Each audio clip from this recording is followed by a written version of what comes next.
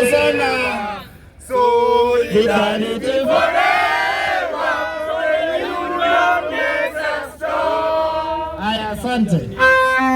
We need salary. Ngoja kidogo tuweze kumwelezea mheshimiwa kwa nini tuko hapa leo. Mheshimiwa mwenyekiti,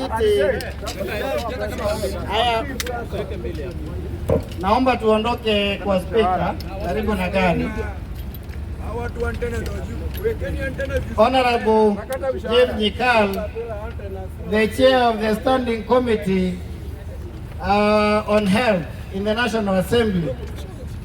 Tunafurahia sana kuweza kuja hapa kuweza kupokea memorandum ambayo tumeweza kuandika mashida zetu, na pia tunafurahia kwa sababu wakati wowote ambapo tumekuja hapa sisi kama wanaafya tukiwa na lalamishi zetu, umeweza ukajitokeza na ukatusikiza,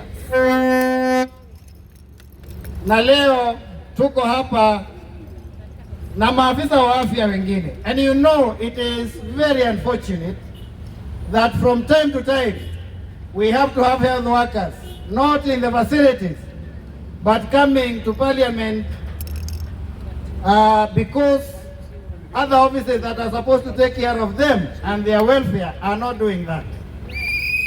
Mheshimiwa, hawa watu wako hapa, they are staff that were employed under Global Fund in collaboration with the Ministry of Health. That is around the year 2009. Yes. It is now 16 years. Yes. And they came in at a time when HIV pandemic and TB was really affecting Kenyans. Yes. So they were brought in so that they would help us to mitigate that scourge. And for 16 years, they have diligently served that duty. Yes.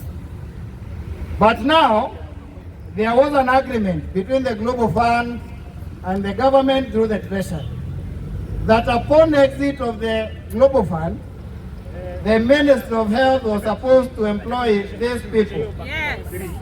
under permanent and pensionable terms. Yes.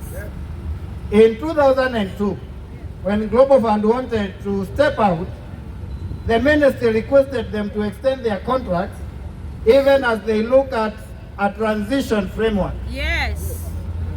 But then we were later surprised, Mheshimiwa, Yes. when later these people were discriminated. Yes. I think in total they were around 117. Yes. But when it came to absorption, the Ministry of Health only absorbed those who were under them, and that is about 17 plus 8, around 25 of them. Yes. But 91 of them, being 25 clinic officers and 76 laboratory officers, Yes. a total of 91, Yes. wakaachiliwa. They said that they are the responsibility of the county. But there is nowhere where there was an agreement between Global Fund and the county. Yes. The agreement was between the ministry and the treasury and the Global Fund, meaning all these are staff under the Ministry of Health. Yes. And so they are feeling discriminated because their counterparts were absorbed, but they were left out. Yes. And because of that and the confusion, Mheshimiwa, for 16 months, they have not been paid a salary. Yes. These people are suffering. Mheshimiwa, you know, I have never been embarrassed. Kuna wakati NTV walitusaidia tukaenda kwa ile program, walikuwa nakieleza shida zao. Some of them broke down mbele ya cameras. Yes. It was a very embarrassing scene. And I wonder how anybody can stomach such a scene. Last year, April of 2024, because of this confusion, one of them succumbed to depression. A very young girl called Gladys Rimue from Nyeri, akapata depression, committed suicide, and even took her child. Yes. And we are wondering how many more should die for this to be seen to be serious. And that is why we have come here today. We are requesting, now that the counties have said that they don't want them, that they have no money to employ them. Yes. Yet every day we are seeing advertisement for about 200 people. Yes, yes. And hakuna county ambayo iko na watu 10 hapa. Most of the counties 3 to 5 people. One. Some of them they have only one. So what we are reading is that they really do not want to absorb them. It is lack of goodwill. Yes. Sisi tumekuja kuuliza mheshimiwa ya kwamba if you will find it prudent that you can call for a joint sitting kama ile ya mwaka uliopita, the Health Committee of the National Assembly and the Senate, and then you call the COG, the Treasury, the PLC and the Ministry, na sisi utuite pale. Yes. Wakuje waseme shida iko wapi, lakini sisi ombi letu hawa watu waajiliwe kwa national government. I am an employee of the Ministry of Health. We have a shortage hata hawa 25 hawezi maliza. Yes. We need so many laboratory officers kutoka blood bank kwa kule kwa reference labs, hatuna wa kutosha. Yes. The 76 can be absorbed there. Yes. And the primary responsibility to absorb these people does not lie with the counties. Yes. It lies with the ministry because those are the people who agreed with the global fund. Yes. Na sasa nitaomba nipatiane memorandum ndio Very long, can it be read? yeah, it can be read. Can I read it? Yeah, read it. So this is the memorandum on the transition and unpaid salaries of Global Fund TB program employees. Issues to be clarified. One, when all of us here, before the contracts ended, we were working, where were we working? And in what particular areas of work were we employed? If you're working at the county, you mentioned blood transfusion. Were you working in the blood transfusion services as an employee of the national government, even if you were at a county? That is quite clear. You could be working at a county level, but you are actually working on a function that is national government. It makes a difference. That is number one. Number two, this is very similar in structure with the UHC workers. Exactly the same issue. At the time we were discussing the UHC workers issues, where were all of us here? Just those two. And then I can make a comment on this. Okay. Thank you, Mheshimiwa. So these officers were employed before devolution. Like my brother is. But good afternoon, Madaktari.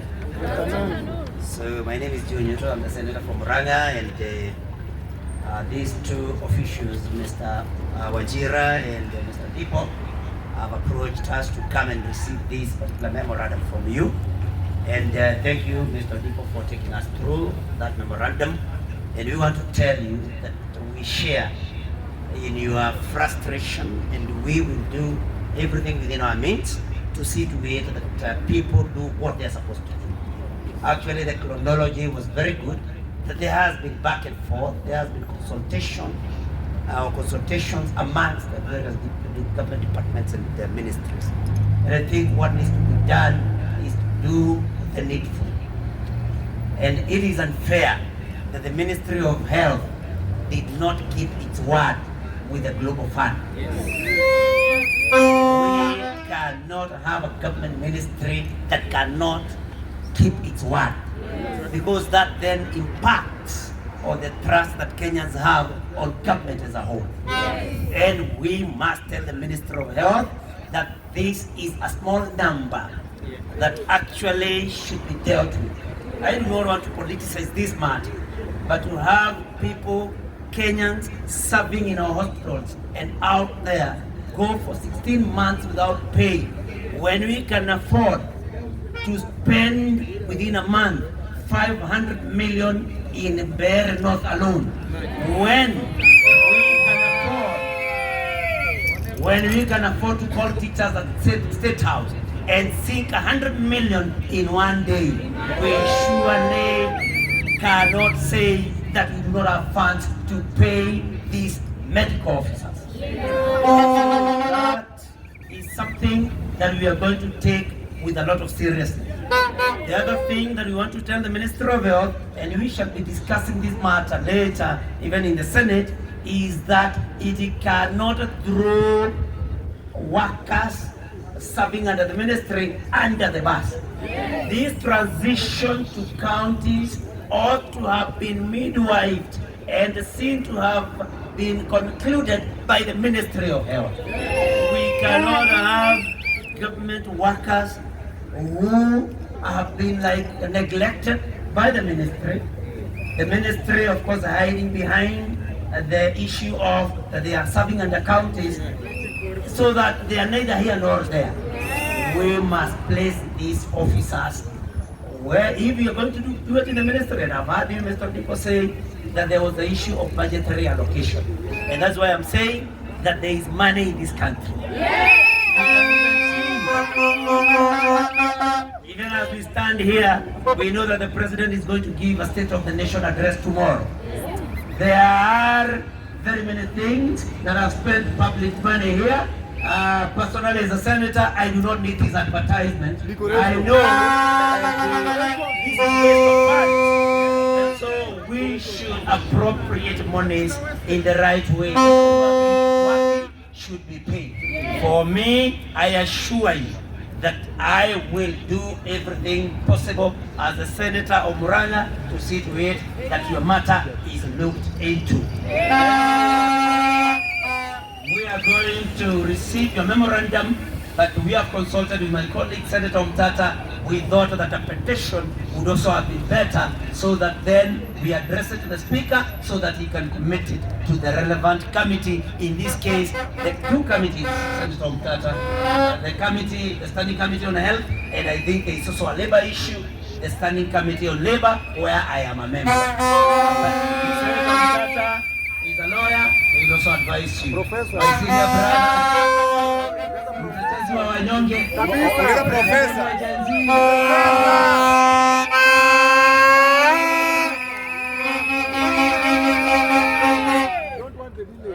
First of all, I have to say the record straight, I'm not a lawyer.